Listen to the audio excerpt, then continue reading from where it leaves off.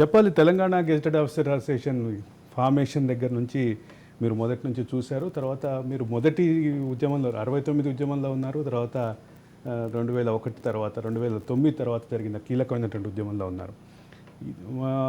ఈ మొత్తం పరిణామంలో మీ మీ నాయకుడిగా మీ నాయకుడి కోటాలో, అంటే మీ నాయకుడిగానే ఆయనకి ఎమ్మెల్యే సీట్ వచ్చింది, మీ నాయకుడిగానే ఆయనకి మంత్రి పదవి వచ్చింది.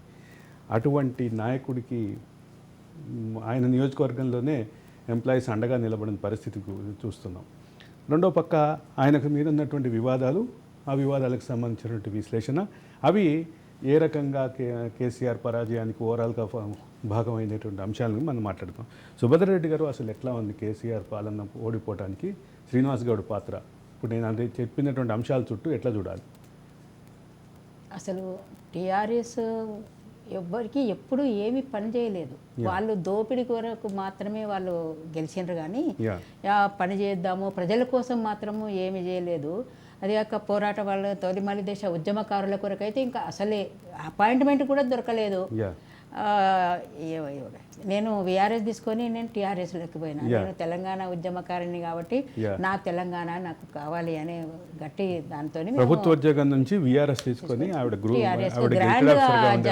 గ్రాండ్గా జాయిన్ అయినా. పెద్ద పెద్ద కట్అవుట్స్ పెట్టి 100 మంది తీసుకొని నేను జాయిన్ అయినా. అట్లా మహిళలు ఎవరు అంత పెద్ద ఎత్తున ఎవరు జాయిన్ గారు, అయినా సరే ఉత్సాహంతో నేను జాయిన్ అయినా. జాయిన్ కాగానే ఆ డెవలప్మెంట్స్ అన్ని మేము చూసిన వాళ్ళం కాబట్టి మీరు ఏంటో మీ కెపాసిటీ ఏంటో కేసీఆర్ మీరు గెజిటెడ్ ఆఫీసర్గా వచ్చిండ్రు, మీకు అది చేస్తా ఇది చేస్తా, మీకు మంచి పదవి ఇస్తా అని అన్నాడు అన్నమాట. అనే తర్వాత అంజాను కొట్టిండు.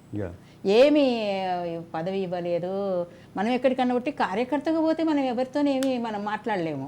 ఒక పార్టీ ఒక అధినేతగా ఏదన్నా ఒక చిన్న పోస్ట్ అయినా సరే, ఒక కమిటీ మెంబరు ఒకటి అది ఏదన్నా ఉంటే నేను పార్టీ ఇది మీకు అంటే 69 ఉద్యమంలో ఉన్నారు. తర్వాత కాలంలో బలమైనటువంటి వాదన వినిపించిన వారు. మీకేమో ఒక పక్క కనీసం చిన్న పదవి కూడా ఇవ్వలేదు, కమిటీ మెంబర్గా కూడా ఇవ్వలేదు అని అదే నేపథ్యం నుంచి వచ్చినటువంటి శ్రీనివాస్ గౌడ్కి మాత్రం ఎమ్మెల్యే సీట్ ఇచ్చారు, మంత్రి పదవి కూడా ఇచ్చారు. దీన్ని ఎట్లా చూడాలి? మీకు తెలియదు, ఉద్యోగస్తులు కూడా ఉద్యోగం చేస్తాం కదా ఒక డిపార్ట్మెంట్లో జాబ్ చేసేటప్పుడు సర్కిల్కి ఇచ్చేదేమో ఎవరైతే ఆఫీస్ అయినా సరే ఎక్కడనైతే ఫండ్స్ వస్తాయో ఆ సెక్షను పర్ఫెక్ట్గా లంచాలు తీసుకొని పంచే వాళ్ళకి ఇస్తారు. సర్కిల్ ఇచ్చినా కానీ అక్కడ నుండి వసూలు చేసుకొచ్చి అవి తీసుకొచ్చి పంచే ఆఫీసర్కు మరి ఎవరెవరికి పంచాలో వాళ్ళకు మాత్రమే అంత టాలెంట్ ఉండాలన్నమాట. దోపిడీ టాలెంట్ ఉండాలి. ఉన్నప్పుడే ఉద్యోగంలోనైనా సరే రాజకీయంలోనైనా సరే రాణిస్తారు. కలెక్షన్ దాన్ని సరిగా సరైన పాళ్ళలో కరెక్ట్గా కరెక్షన్ చేయగలరు.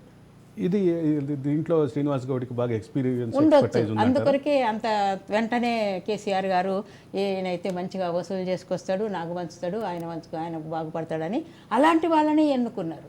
అలాంటి వాళ్ళని అది బ్యాక్గ్రౌండ్ ఎవరైతే దోపిడీ చేసి ఎక్కువ లంచాలు తీసుకున్నారో వాళ్ళని ప్రతి పార్టీ కూడా, టీఆర్ఎస్ఏ కాదు వేరే పార్టీలు కూడా. సుభద్రారెడ్డి గారు, నేను ఒక సూటి ప్రశ్న. శ్రీనివాస్ గౌడ్ మీద కూకట్పల్లిలో పనిచేసినప్పుడు ఒక ఏసీబీ కేసు ఉందంట, అది నిజమేనా? కేసులు ఎన్ని ఉన్నా కానీ ఇట్లా మాయమైపోతాయి కదా ఒక లీడర్ అయినాక. ఏమేమి ఉన్నా కానీ ఎంత పెద్ద పెద్ద కేసులు ఉన్నా కానీ వాళ్ళే. కానీ చిన్న ఉద్యోగులకు చిన్న కేసు ఉన్నా కానీ మా డిపార్ట్మెంట్లో ఒక 5,000 లంచం తీసుకున్నందుకు సస్పెండ్, డిస్మిస్ చేసేసి. ఇంకొక ఈ లీడర్లందరి దగ్గర తిరిగి నాయకులు ఉన్నారు కదా, మన ఉద్యోగ నాయకులు, ఎన్జిఓ అయినా టీఎన్జిఓ నాయకులైనా ఎవరైనా సరే వాళ్ళు ఎవరిది ఏం పట్టించుకోరు. మా డిపార్ట్మెంట్లో సురేందర్ అని ఆయన ఏదో పవర్ లూమ్స్ అమ్మి ఆఫీసర్ వాడుకుండు డబ్బులు. ఈయన టైంకు చాలాని కట్టలేదని ఈయన డిస్మిస్ చేసేసిండు. డిస్మిస్ చేస్తే ఆయన చుట్టుపక్కలకు 1 నెల 2 నెలలు సెలవు ఏదో 6 నెలలు అయింది. నేనన్నా మీరు పదండి నేను మీకు సపోర్ట్గా వస్తా చేద్దాం ఏదంటే కృష్ణమాదికి చెప్పినా, నేను ఆయనకి చెప్పినా, నేను అవుతుంది మేడం అవుతుంది అన్నాడు. ఆఖరికి హార్ట్ ఫెయిల్ అయ్యి చనిపోయాడు. లోపల మదన పడుతూనే ఉంటాడు కదా పైకి. ఆయన చనిపోయాడు అనమాట.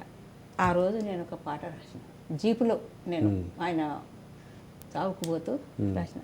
ఎక్కడికి వెళ్ళింది న్యాయం, ఏమైపోయింది, నిద్రపోయిందా లేక సద్దేమనిందా, మీ వద్దకు రానందా మేము వద్దని పోయిందా అమ్ముకపోయారా లేక అడవికి పంపారా కద్దరు కమ్మారా లేక కాసులు కమ్మారా దానం చేశారా లేక దహనం చేశారా ఎక్కడికి వెళ్ళింది న్యాయం ఏమైపోయింది అలసత్వమేలనండి ఐఏఎస్ అధికారి ఫైలు ముందుకొస్తే పడిగాపులు కాయాలా లంచం కావాలా లేక మంచం కావాలా అట్లా అప్పుడు ఆ జీపులో ఉండి నేను పాట రాసిన యా అప్పుడు